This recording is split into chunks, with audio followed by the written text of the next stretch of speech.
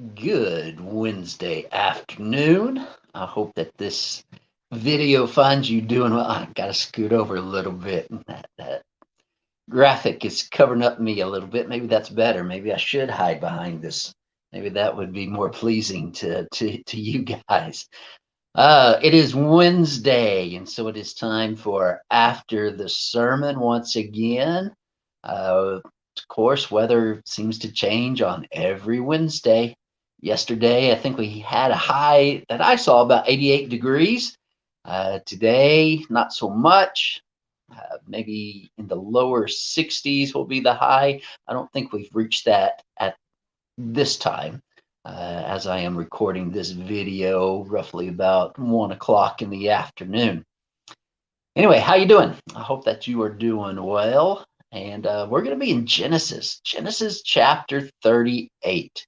And Genesis chapter 38 is a very interesting chapter. Now Sunday, let's see if I can pull it up here. There we go. There's my title slide from Sunday, and I titled the sermon, "We Don't Talk About Judah." And it was interesting, I think, because probably most of the time when we go through the book of Genesis, we don't talk a lot about Judah. And especially if you are working with kids like we are with LTC, chapter 38 is probably one that you just rush through. You just get through it as quickly as you can and hope the kids don't go, I got a question about something in the chapter. And no, you don't. Nope. Let's go. Let's get on to Joseph again, and let's talk about him some more, because 38 is just an interesting chapter. And I think for even scholars, it's an interesting chapter because scholars say it just doesn't make a lot of sense. It doesn't seem to fit into the narrative. We started in chapter 37 with Joseph, and then 38, here we are with Judah and his daughter-in-law. And then chapter 39, we're back to Joseph. And he finds himself in Egypt. And so why is it here? And some preachers, admittedly so, say, we don't preach Genesis chapter 38. And I've even heard one especially say, I will never preach Genesis chapter 38. Sunday, I touched on it, but I didn't preach from it. I saved that for this video a little bit, not really preaching, but we're going to talk about it just a little bit here. I think God definitely had a plan when he put this in the book of Genesis. He wants us to see something. He wants us to understand something. And then maybe there's even more than one thing he wants us to see. When we read through chapter 38, we're not going to do that at this time, but I encourage you to do so. We find Judah. He seems to have separated from his brothers, kind of on his own for one reason or the another. He finds a wife. He ends up having 3 sons through this wife. And then he finds a wife for his oldest son. Her name is Tamar, which we remember probably far more than the names of his son or sons. Now, it does tell us that the oldest son that was married to Tamar, he dies because he does what is not pleasing to the Lord, as verse 10 says, and what he did was wicked in the sight of the Lord, and he put him to death. Okay, actually that was verse 7. The other brothers, verse 10 there. And so we don't know exactly what that was, but he died. And so it seems like there was a tradition where if there was another brother in the family, that they would try to procreate with the dead brother's wife to keep the family line going, to keep the inheritance going, to how should we put this? Allow the widow to have some protection from children as she gets older and whatnot.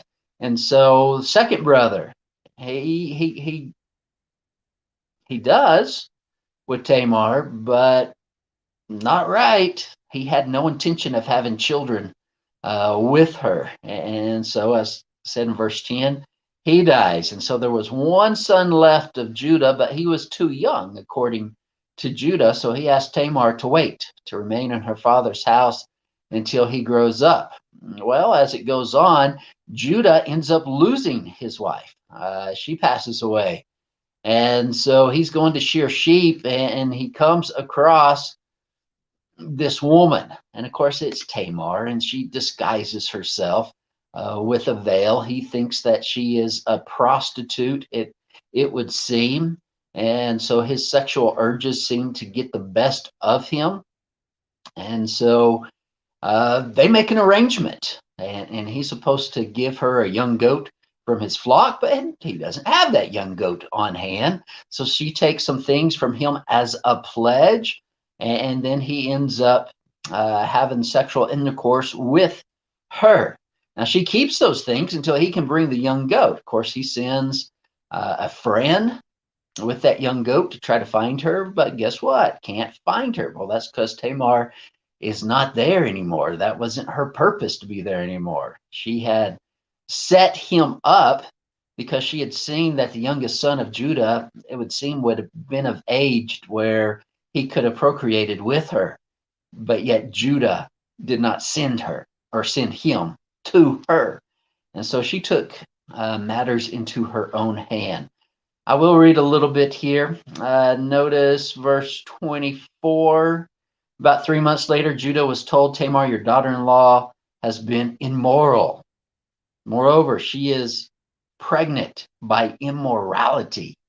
And Judah said, bring her out and let her be burned. Now that's interesting, isn't it? So a report comes back to Judah. Hey, you know your daughter-in-law, the one that's supposed to be in mourning and is a widow, and we're not told how long she's supposed to stay this way. Well, guess what? She's been with another man, and it almost seems like that maybe it might suggest maybe more than one. Okay, she has been immoral, and here's the reaction of Judah: let her burn, bring her, burn her. That's what she deserves. There's no thought to what he deserves or what he has done. No, this is wrong what she has done, and this is what she deserves. Isn't that kind of the way we are a little bit? We see other people's sins and we go, oh, that's awful. They need to pay for that. But whenever we look at our own sins, it's like, notice verse 25. As she was being brought out, she sent word to her father-in-law. By the man to whom these belong, I am pregnant. And she said, please identify whose these are, the signet and the cord and the staff. Now, of course, those are the things that Judah had given to the prostitute. Okay, not knowing it was Tamar, it was just a prostitute. No one's going to know. No one's going to ever figure this out. And he had thought he had lost these things when she couldn't be found. But yet here they show up. I wonder what his face looked like when these things were brought out. That looks vaguely familiar. Or was it more of a... Does anybody else recognize what these things are? I hope not. Notice verse 26. Then Judah identified them and said, she is more righteous than I, since I did not give her to my son, Shelah. Isn't that interesting? He doesn't talk about how wrong she is. Well, she's just a woman, and she's obviously pregnant, and she shouldn't have done that. She tricked me, and I'm not at fault here whatsoever. He owns up to it. Notice he says she is more righteous than I.